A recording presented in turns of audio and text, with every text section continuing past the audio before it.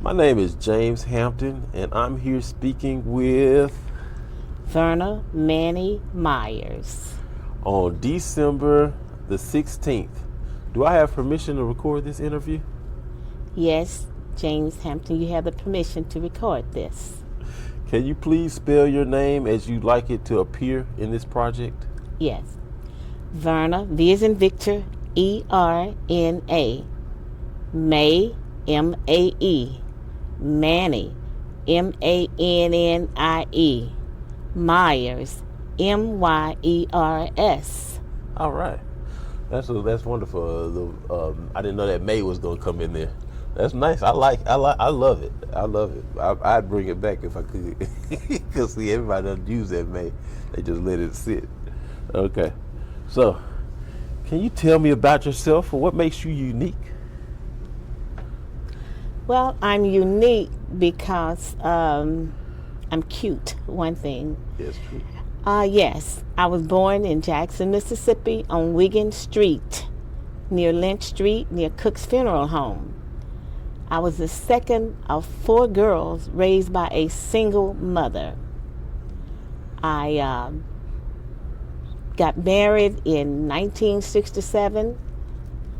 My husband was killed in Vietnam in 1969. I went to Jackson State University, graduated 1969, received my master's there in 1973, and then I hauled out of Mississippi and went to California. I have one daughter, graduate of Jackson State University. Her name is Renee Reyes, and she's my only child. Wonderful. Now, I would never be able to guess because you're cute and young looking. So can I ask you how young you are? Oh, but if you didn't ask me, I was going to tell you anyway. I am 75.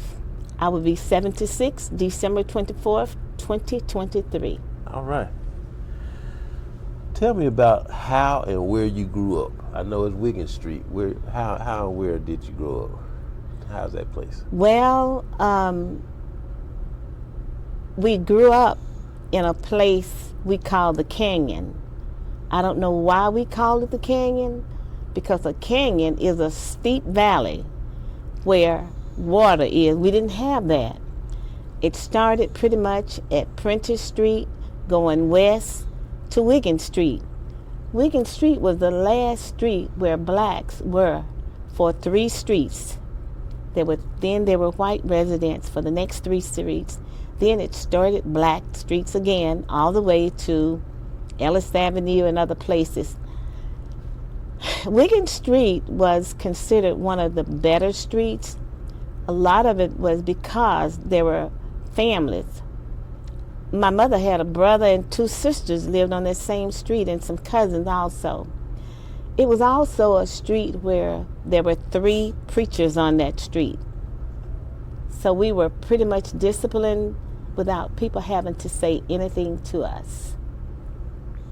So the preachers being on the street made the environment more morally upright?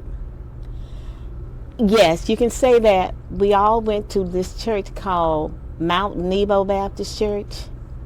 By the time I made it to Mount Nebo, Reverend Fred Black was the pastor there. Okay, and right in front of my house was Reverend Willie Lewis.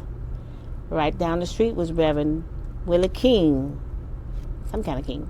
Anyway, we could say that they kept us in strict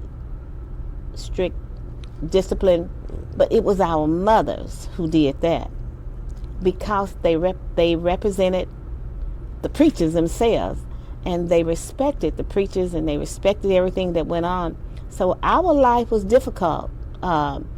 We couldn't do anything because it was always said, well, you know, Reverend Black down the street, you don't do that in front of Reverend Black, and that kind of thing.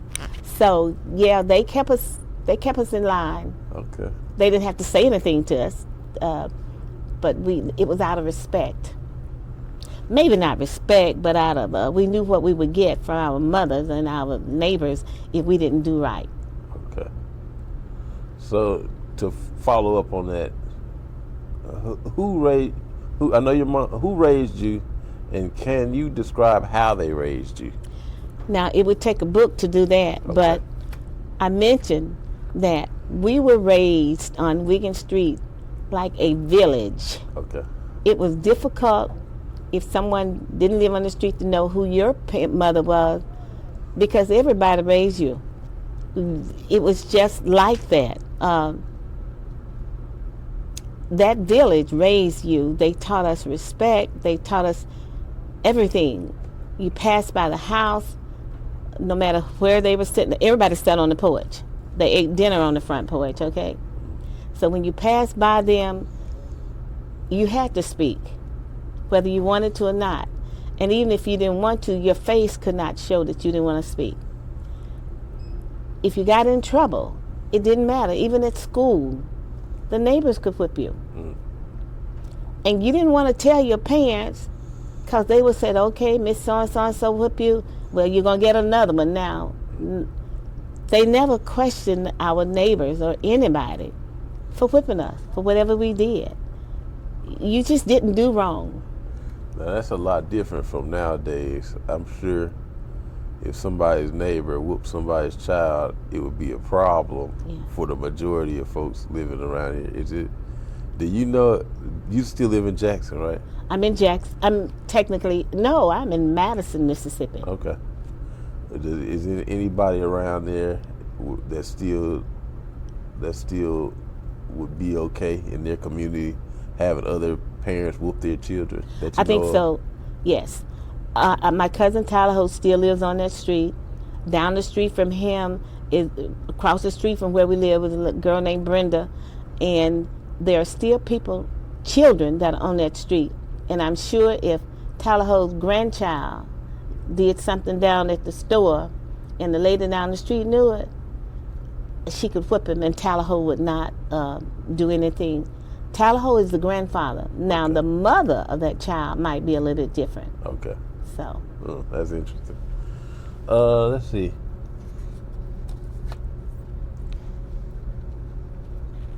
So you were born and raised in Jackson? I was born and raised on Wigan Street, Jackson, Mississippi, Okay. Jim Hill High School.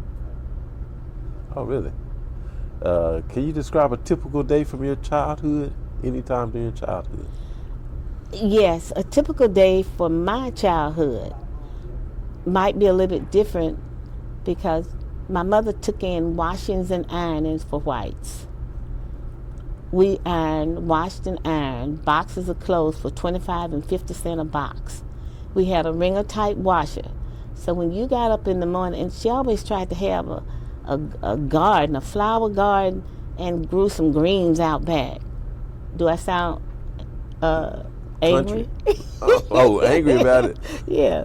So we had to get up early in the morning and either go and pick those greens or work in those flowers. Yeah. But especially we had to go wringer type washer, wash those clothes with that faultless starch in them, hang them up, and then go to school. And you better not be late. There were no school buses, okay? You walked to school. I walked from Wigan Street to Dalton Street. We met up with each other, people down the street, and we all walked to school, and we had a good time. Got your lesson, you did not get in trouble. It was just not unusual for a parent to show up in a classroom, snatch that child out, and beat them because the teacher had told the parent at a PTA meeting or something that your child should talk a lot in class or something like that. In the evening when we came home, we had to finish our washing and ironing and other things, but then you could go outdoors and play. And you could play until the light came on. You could not holler, you could not fight. They liked to whip back then, We just enjoyed each other. We tried to sing, we didn't do that very well. You couldn't sing. I got the worst whipping of my life trying to sing John Henry Was a Still Driving Man on a Sunday. Because it was Sunday? Because it was Sunday, I hope. It was, if you had sung a gospel song, it would have been okay. It'd have been okay.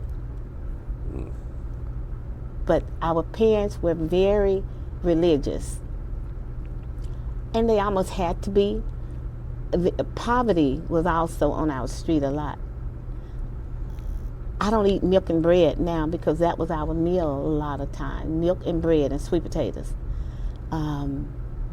We just, my mother could take a chicken for 5 people total, and we could eat 3 different meals off that chicken. Because she would cut it up so, and even now, I don't eat much meat, I chew the bones. You know, my daughter would save bones and save bones, and Mama, I save you some bones, you know. So that was how we grew up. We had to get our lesson, and you had to go to church. Reverend Black would say, if they can't bring these boys to church, don't let them go out. And we had to go to church. We had to be involved in everything in the church. And Lord Jesus, I don't say Easter speeches now, because if you said your speech and messed up, you were in trouble with your mom. And your mom didn't have to go to church, because the village was at church. We all went to the same church. So. What church did you go to? Mount Nebo, you said? Mount Nebo, Reverend Fred Black. Right. Yes. I wanted to ask you about I was thinking about 2 things. I was thinking about the teachers that you had growing up. Mm-hmm. What, were they also from the same community? Well, not necessarily the one. On the street where I lived, there were 10 teachers. Uh-huh. Oh, that's a lot. Yes, there was a lot. There were 3 of them in one house. None of them were ever my teacher. In fact, Reverend Black's wife, Miss Black, was a teacher at the Mississippi School for the Blind. And yes, there were about 10 teachers on Wiggin Street at that time. Lee Williams lived on that street. And that leads me into the second thing. So the street had different levels of economic status in terms of, like, some people were doing better than others on the same street. Yeah. That's different from what we have now, isn't it? Yes, it's different. At that time, I don't know how we ended up on that street, but their economics was different, and you could tell we were poor. My best friend now, I call him my brother. He used to go to school and say stuff like, "You want to know what Verna, Mannie, and Leo? Wait till the wind blows the Ragley's house on the street." And everybody laughed about it. But it was true. Fortunately, my mother's sister lived in front of us, and she was a teacher. My mother's brother lived next door to us. He worked at Presco. So we had stuff because of them. But there were other people who were probably not as poor, but it was all levels of what's his name? Robert T. White lived on Wiggin Street. Who was that? He was a police chief at one time. Okay. Yes. So, but we didn't know what kind of monies people had, because we wore good clothes. Since my mother worked for Whites and washed and ironed, they gave us their clothes. So people at school didn't know we were that poor. So it worked out. Okay. Let's see.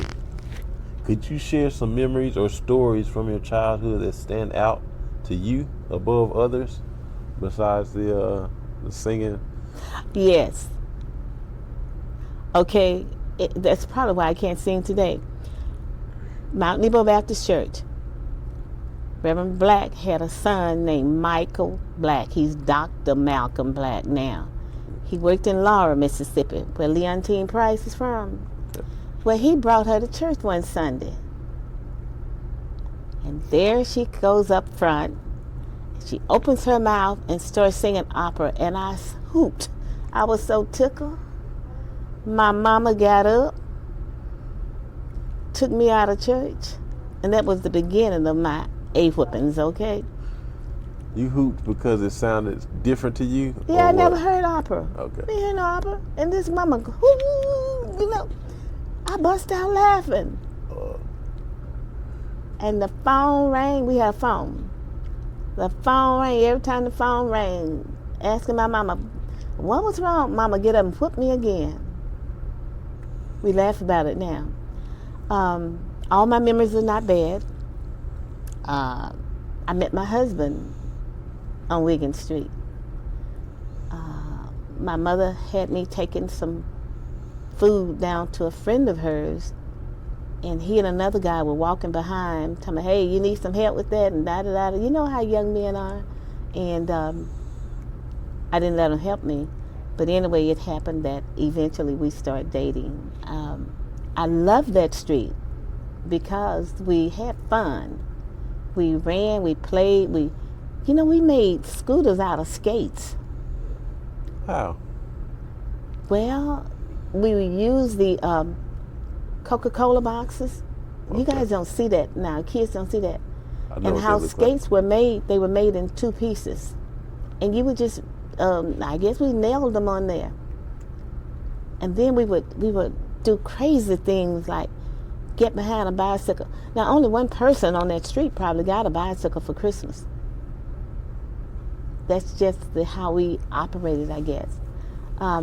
We were close.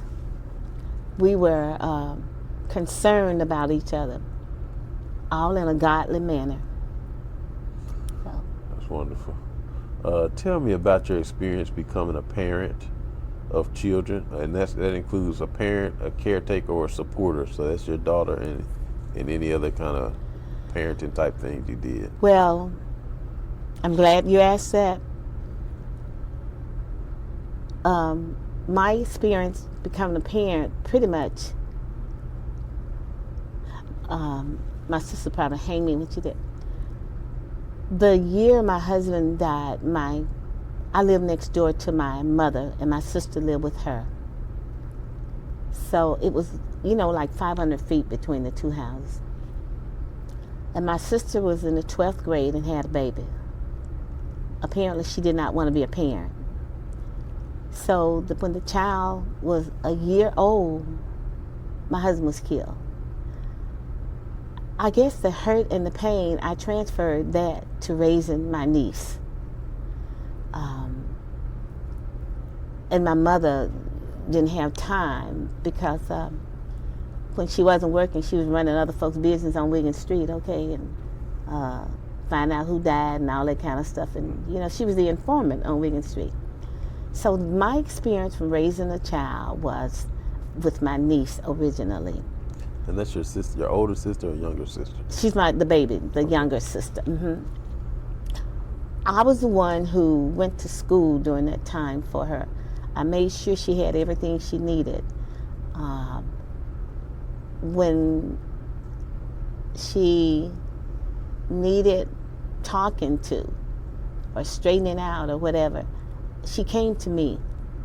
And my sister didn't mind because she was still running the streets, being wild. Then my real experience came when I had my own child. I was in California by then. However, my niece is like my oldest child. I tried to get them to let her come out to California to live. They wouldn't do that. I tried to get them to let her go to Piney Woods. They wouldn't do that, my niece. But throughout high school, I made sure that I would call one of my friends and say, look, they're having an award ceremony tonight. Can you go? Because I wasn't sure my sister would go. My niece called one time. Her class was going to go to Washington, D.C. And she said, well, I'm not going because I don't have the money. So I sent her the money. She said, well, my best friend can't go either. So I sent the best friend the money. Wow. So, but the love at that time was my niece. How long were you here raising your niece in person? Okay, about 9 years. About 9 years. And, it was, you're going to church. You're going to do this. It's the same thing my mom did. We were right next door to each other, so we did that. So, when it came time and I had my own child, it was different. everything was different. Now, moving back to Mississippi, I thought they would be good friends, but it didn't happen that way because I treated my niece more like my child. And my daughter could, that was a long time ago. We've been back 20 years, so now they are good friends. How close in age are they, your niece and your daughter? Long ways in age, about 20 years. Oh, okay. Yeah. So raising, I had a lot of experience, but my mother was always right there. She lived in the house with my mom, but I was taking care of all her business. It's like that bumper sticker says, my niece and my money goes to Jackson State University. So that's what, that kind of stuff. So they wouldn't send her to Piney Woods, the boarding school, but you wanted her to go to boarding school, but you thought she would be better taken care of there? Yes, yeah. I thought she would go down there and be better taken care of, and they wouldn't let her go. She turned out okay. Now, I sent my daughter in the summer, 3 summers to Piney Woods for the enrichment program, so she could be around some Southern blacks and learn something. And I was a single parent and give me some relief for a while. She loved it. So that's wonderful. Let's see.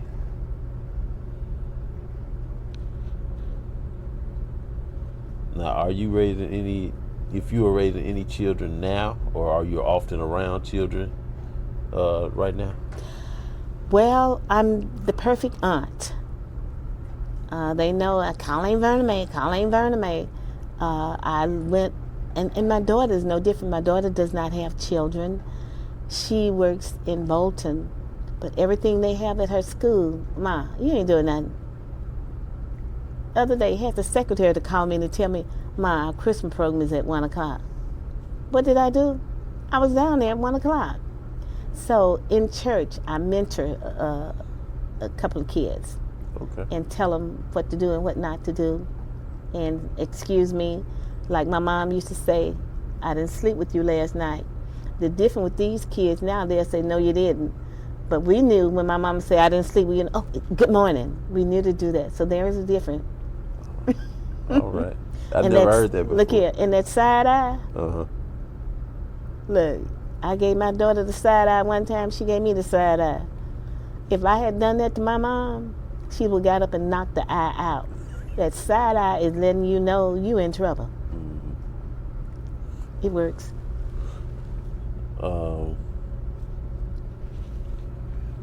You answered a lot of these questions I was going to ask you already. Let's see. That's because I like to talk. Who was your support system as you raised your child? And can you describe what the support system looks like? Oh, yes. I had the best support system. I was in a place called Marina, California. You've probably heard of Monterey. Marina is about 4 miles from Monterey. Mostly Vietnamese. That was the cheapest place I could find a house, a condo. But I went to a little church in Salinas, which is 99% Hispanics, Mexicans. In that little church, small church, 80% of the people were either from Mississippi or Tennessee, and we had no family. So you talking about becoming a village there and a family, you talking about a support system? I didn't ever see my child much. I had another friend there, had a daughter Renee's age, and her sister had a daughter. It's like, hey, can we borrow Renee? We going to Santa Cruz Beach and Boardwalk. So I didn't do a lot of raising, but my support system. And I would come home. I came home 7 times in 13 months because of deaths. I was out of no money. We had a small church. The church didn't send me, but people would just, girl, here $5. Here, you know. Preacher's wife called me one time. Sister Myers, he's from Vicksburg. She's from Fayette. Sister Myers, them days want you to come get this credit card. I said, Sister, I don't really need it. She said, Sister Myers, I don't want to get in no trouble. You come get it, whether you use it. They were there for me. I got in trouble with the law one time. The man came to jail and said, I've been doing this bail bondsman 30 years. I ain't never got nobody out this fast. You want to know what happened? Yes. I played mama. My daughter said something I didn't like. I was drinking some hot tea. I picked that cup up, threw it. She ducked, and it was history. She did not turn me in, okay? She had to go get stitches. Her boyfriend was with her. He tried to take the rap. The police told him, look, you'd be in more trouble than her mama if you took this rap, okay? So, I got Leon Panetta as my attorney. He was busy, so he turned me on, but another lady gave me an attorney. And my daughter does not hold it against me. She does not mention it. They said she was hollering, my mom, when the police came, my support system was right there. Did it remind you of Wigan Street? Yes, it did. Yes, it did. I mean, I didn't have to, there was no shame. They ended up giving me 60 hours of community service, okay? Then I went to my pastor. I said, Reverend Davis, I can do the community service because we did community service in our area. I said, but the Deltas are having a line and I need the help. He said, have your president sign this when y'all finish. He said, you do enough community service as it is. But they were right there for me. We supported each other. I would, pick up their kids from time to time, help them with their papers. They would call, Pastor Davis would say, y'all got any doctor's appointments for your kids? I'll pick them up and take them. He worked in the Veterans Building. He would pick our kids up and take them to the doctor for us so we wouldn't have to take off work. Because unfortunately, there were a lot of single parents in our little church, small church. They supported us in our decisions. They supported us in whatever. So, yeah.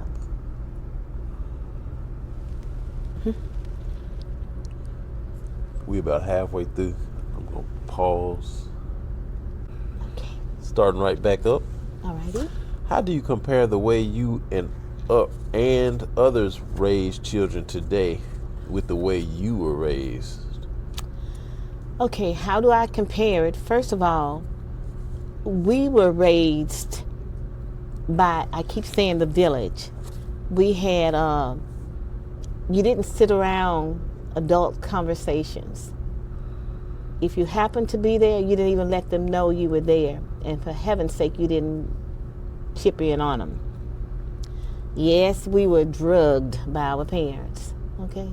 Drugged to church, drugged to Sunday school, okay? Like the Canon Spiritual say, teachers could discipline you. There was built-in manners. You had to say please and thank you and good morning. But your mama would say, I didn't sleep with you. I told you that once. And we knew what that meant because it was built in. So we were raised with love. We were raised with respect. And we were raised with self-esteem. Your parents would tell you, you can do that. You can do that. We thought they were making us do it so they wouldn't have to do it. But technically, it was psychological. Yes, you can do that. But they probably would say you're going to do it. We couldn't mess up on our speeches in church. So we were raised with so many differences. And we appreciated it. We had to learn to get along with each other because we couldn't go in our rooms separate. We didn't have 2 bedrooms in my house, and there was 4 girls. 4 children, 4 girls. 4 girls, okay. And 1 bed, okay? Until we got, probably in high school, we got another little twin bed put over there. So you had to sleep together, you had to eat together, you had to do all these things together. Now the other part of the question is, there's a difference because the kids today have more social activities and they're not involved with family. We had family reunions. We had family, they weren't called family dinners, but you had to come sit down at the table and eat. They don't have to do that. We couldn't go, Mama, I want to go to McDonald's. I don't even think they had a McDonald's. And even if they did, we couldn't afford to go there that was just not how we were done. That's not how things were done. Children have parents working outside of the home a lot more than our parents did. There were men that went to work back there, but a lot of the women were at home. Nowadays, the parents, we didn't have to have preschool and daycare because they went to Aunt somebody's house or the grandmother's house or the neighbor's house. Probably, we just buried Anthony Davis, West Haven. Okay. Yeah, he was over the West Haven Right. funeral home. Yeah. My mother, at my mother's funeral, Freddie said the worst whooping of his life came from my mother. And that's probably true because they lived right up the street from us. And their mother was not at home a lot. So my mother just took it upon herself. Parents today don't do that. So you have children finding their own places to go, which often translates to being at the wrong place. So raising children today is a lot different. And it's because of social media. They are exposed to so many more things that we didn't know about. And because we didn't know about them, we didn't do them. And if we did learn about them, we knew not to do them because of what was instilled in us. Parents do not have the time, nor the energy, nor the inclination to instill certain behaviors in their children. Well, let them do it. They're going to do it, you know. Yeah. And so there are a lot of changes that are going on. So that's a lot of cultural influence coming out of Cultural. social media. Yes, go ahead. Go ahead. That's it. You got it. I mean, that's just basically what you said. I just been noticing it. Yeah, And yeah. it's wonderful to hear you say it, you know, compared from that it's something new. Right. And that all that influence is coming in through social media to young people directly. Right. And cultural differences. We didn't, you know, all we knew was black and white. And it took everything we had to learn to live in a world where everything was so divided that we wouldn't get in trouble. Even in my day, you know, the men had to look down if a white person passed by them. That's a reality. You know, we knew we couldn't go in certain places, in certain bathrooms. You couldn't go to certain doctors, certain hospitals. You couldn't drink out of it. It really didn't bother us a lot until the civil rights came about and let us know, hey, you can do some of that too. Children nowadays are exposed to so much more. Transgender, those kind of things. And they exposed to it where they have to accept it. We didn't even know people were gay. We knew they were different. We knew we had names that we called them. We'd never heard of Alzheimer's. We knew the man cutting so-and-so and so lost their mind. So they are exposed to so much more, and it's not all positive. And it's accepted by the world. So I made a mistake. A friend of mine got off the airplane, and we were so happy to see each other, and she had to use the bathroom. We ran up in the bathroom. Did we know we were in the men's bathroom?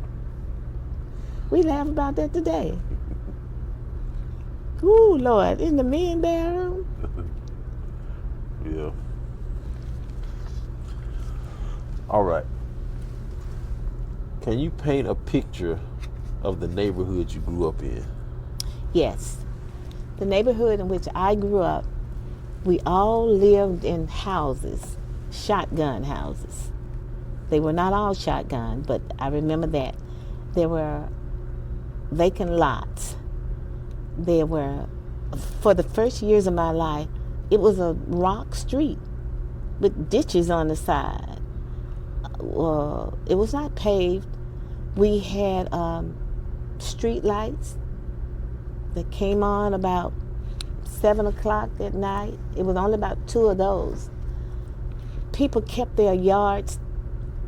We had lawn of the month because people took pride in keeping their yards up. we didn't have cars in the front yard. Well, first of all, there were not that many cars.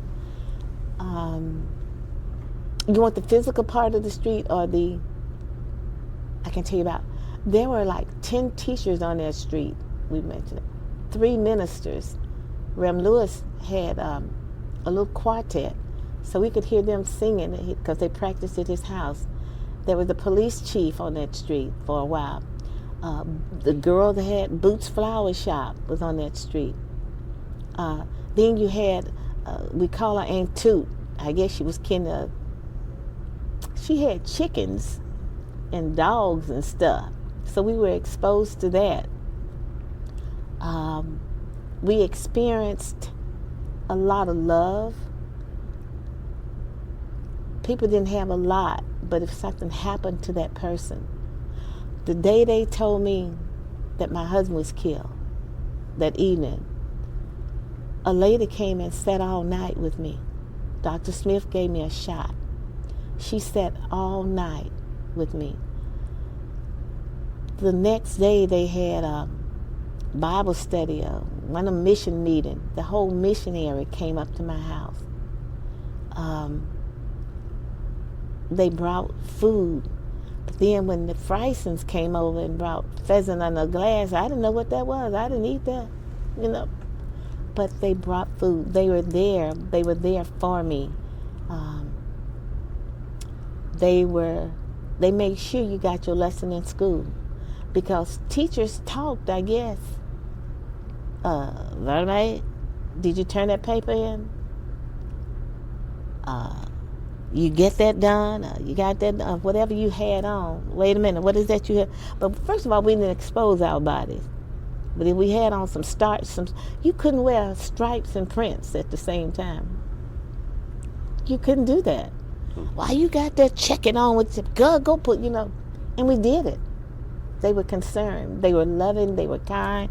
Then you had some people we laughed at, folk get drunk and those kinds of things. But the love, the help, the assistance, the godly fear that they put in you was always there.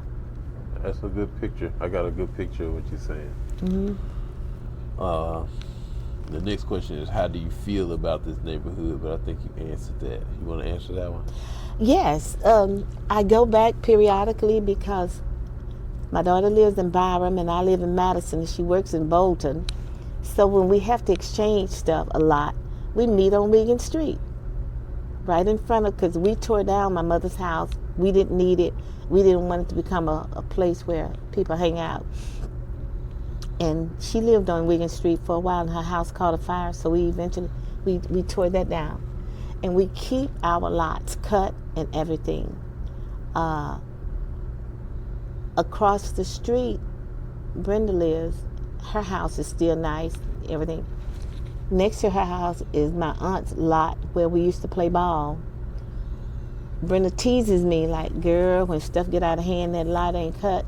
She called me. I called the city or somebody. Everybody that lives on that street now still has that same love because they are children of us, or of our parents. It's almost no new people on that street. We often discuss that we should have a reunion, a Wigan Street reunion. Yeah, as I'm thinking, 80% of the people live on the street are descendants of us and our parents. Now that's interesting. That's different from a lot of these streets that had similar experiences, but they're different now. Yeah. So, in fact, the other week, last year, I was waiting on my daughter, who's habitually late, and this guy was sitting over on our lot on a tree stump. And one of the guys from across the street came over. I said, oh, Lord, let me lock my door. He said, no. He just sits there. So he lives up the street. I said, who is it? He said, we got a little house that 4 men live. It's kind of like a halfway house, but it's more medical than drugs. I said, ooh, do they need some canned goods? He said, well, let me go ask Brenda. He said, because Brenda give them some stuff. I went home, found these canned goods. Then I called Sherman, and my daughter go, Mom, they got to do more than eat. You have to meet her. So I said, okay, I'll go buy a few little things. Then I was telling Sherman, he said, girl, let me send you $20.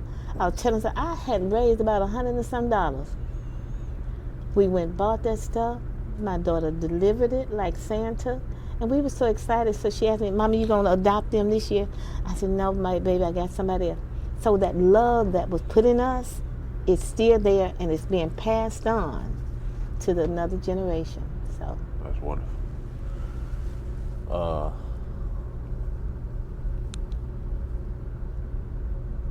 What are some of the ways that you have adapted to the challenges or opportunities that you encounter as you raise your children, support your children in your community? I had to adapt to the fact that they're not as attentive as they should be, and they're not always trying to be rude. I had to learn that their language is not always cuss words, but I'm so used to using proper English and people making us use it. I said, okay, now I've heard your way, let's say it right. I had to adapt to the fact that they are so inclined technologically that don't be telling them, put it down, do this, Some ways we had to change, but at the same time teaching them methods and those kinds of things. The way they dress, I would go up to them and say stuff like, baby, I got some lace for that dress, rather than how our folk used to do us, hit you with a ruler, So about not too long ago, I was at church. This girl came and said, Sister Myers, I got some lace for that dress. So I laughed about that because, she was saying your dress kind of short. So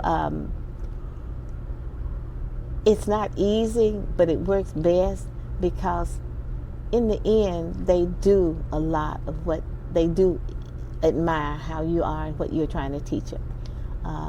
We got to realize it's a different generation. Just because you're 60 years old, you don't need to tell me, I ain't got no cell phone, girl. You can't do that.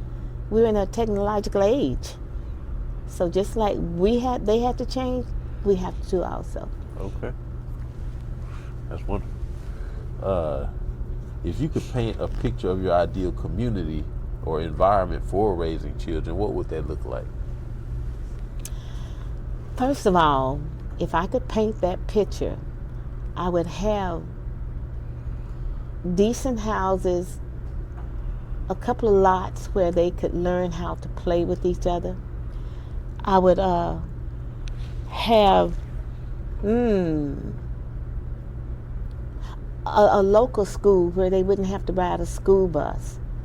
I would make sure that I would have to say an activity center more than a church, a fellowship hall where they could go and we can sit and discuss things that they could discuss things that bothers them a lot. We don't have enough places that they feel comfortable to discuss things.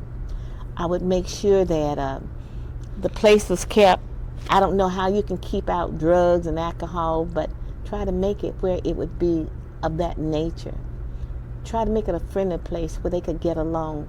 Make sure that they are educated. Make sure that they are involved in politics, the better kind, and a lot of sports. Make sure that there's somewhere, a fellowship hall in that place they can learn how to play basketball and the new sports that are out. Mm-hmm. So pretty much that. Okay. All right. Wrapping up, let's see. What are your hopes for the children in your community? I'm still talking about Wigan Street. The hopes for the children that are in that area is that they learn to love, first of all, learn to love God. Get the teachings that we taught about who He is and what He will do for us. I hope that they would deal more with their heart and not with their head about things. I hope that they would go back to some of the old landmarks where we had birthdays at home, birthday parties, where we had family reunions, where we sat down and talked with our parents. where we watch TV at least once a day, once every now and then together, and where we learn to communicate. We've got to learn to communicate. We've got to get back to healthy foods. You know that? Mm-hmm. Lord have mercy. They don't eat at all healthy foods. And then the foods that they get are so loaded with all these other kinds of things in them. It's just amazing how things have changed and how we need to get back and do some things for them. I agree. Yes. Is there anything that you'd like to add that I didn't ask about? No, let me see if there's anything I would like to add. Okay, I can just say that, and I kind of alluded to it in the last comment, but the only thing we can assure about success in raising our children is putting our trust in them and having them and us putting faith in God and knowing the Almighty. And I kind of alluded to that. Each generation is different, and we're going to have to accept that. And we have to know that we're here for them, and they need to know that. Let's see if there's anything else I need to say.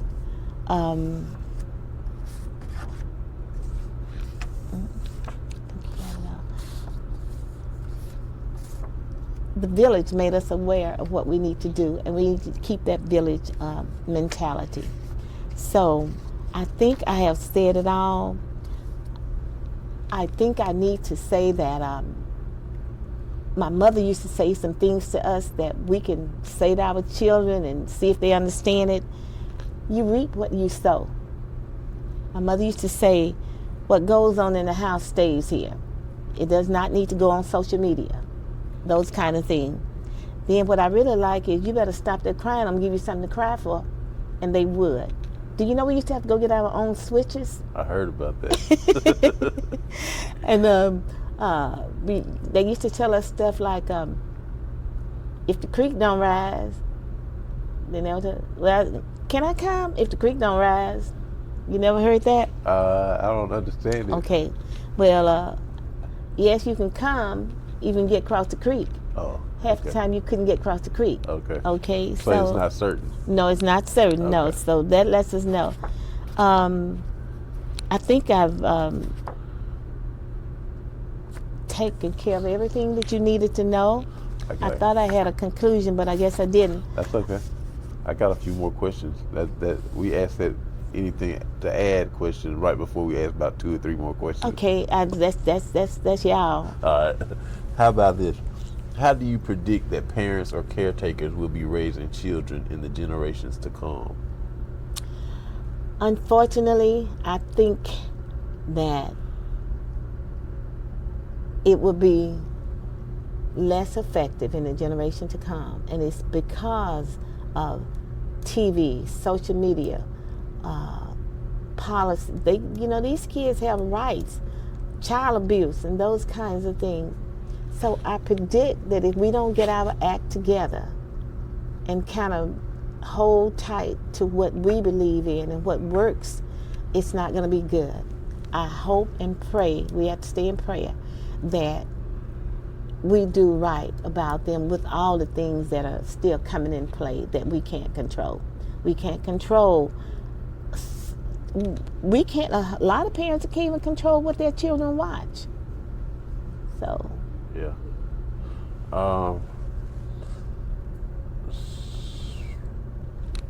In what ways do you think that sharing your own stories and ideas will benefit your children and or future generations?